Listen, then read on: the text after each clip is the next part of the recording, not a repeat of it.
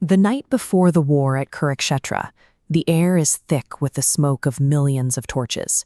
Soldiers across the plains are sharpening blades and checking armor, preparing for a dawn that many of them will not live to see.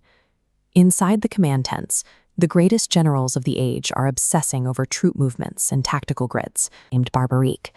He isn't part of any battalion, yet his presence alone threatens to rewrite the entire conflict. Barbarika carries 3 divine arrows granted to him by Shiva. These projectiles serve as physical manifestations of destiny. Once released, they seek out their targets with a certainty that bypasses any physical defense. The math is simple and terrifying. This single warrior, sitting under the trees, has the capacity to end the world's largest war before the first chariot even moves. Barbarik's power is governed by a rigid moral code. He gave his mother a solemn vow that if he ever entered a battle, he would only ever fight for the side that was losing. This creates a mathematical trap. If he enters the fray, he must join the outnumbered Kauravas. His first shot decimates the Pandava ranks, turning them into a tiny remnant. Because the Pandavas are now the losing side, Barbarik's vow instantly activates again. His own honor forces him to switch allegiances mid-battle to protect the very men he just attacked. Now fighting for the Pandavas, he wipes out the massive Kaurava army he was just defending. The winning status flips back, and the cycle repeats. Krishna realizes this is a doomsday loop, an infinite oscillation of total destruction that only ends when every soldier is dead and Barbarika is the only person left standing on the field. To prevent this total annihilation, Krishna enters the forest disguised as a frail, elderly Brahmin to confront the warrior before he can reach the battlefield. It is a meeting between the universe's most fluid strategist and a weapon defined by absolute, unbending rules. The Brahmin challenges Barbarika to a test. He points to a massive peepal tree and asks the youth to pierce every single one of its thousands of leaves with just one arrow. With a calm breath, Barbarika releases the string. The arrow zips through the branches, identifying every individual leaf and punching a clean, circular hole through each one in a fraction of a second. But as the arrow finishes its task, Krishna secretly places his foot over one final leaf he had dropped on the ground.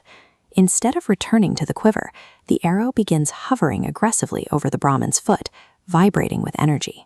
Krishna sees the truth. The weapon's instructions are absolute, and it will not stop until the final target is executed. Since the arrows cannot be stopped by force, Krishna targets the only thing more powerful than the weapon, Barbarika's sense of duty. Exploiting the sacred tradition of charity, the Brahmin asks Barbarika for the ultimate donation, his own head.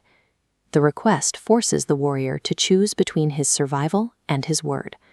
As Barbarika pauses, Krishna reveals his Vishwaroop, an infinite cosmic form of blinding light and stars that towers over the forest, showing the warrior the true scale of the universe.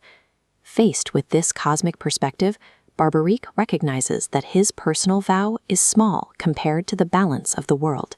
He willingly offers his life to break the paradox.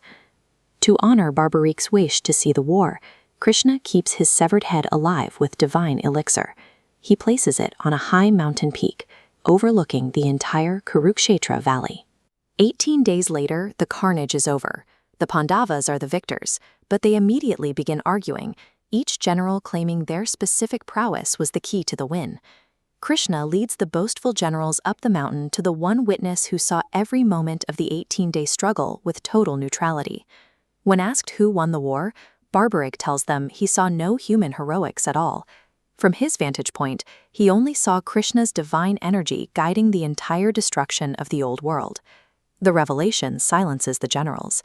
Their pride in their martial skills vanishes as they realize they were merely participants in a much larger, inevitable design. Barbarika's choice to surrender his power remains the most significant sacrifice of the era. Today, millions still visit the Khatu Sham temple, honoring the warrior who realized that the greatest strength is knowing when not to use it.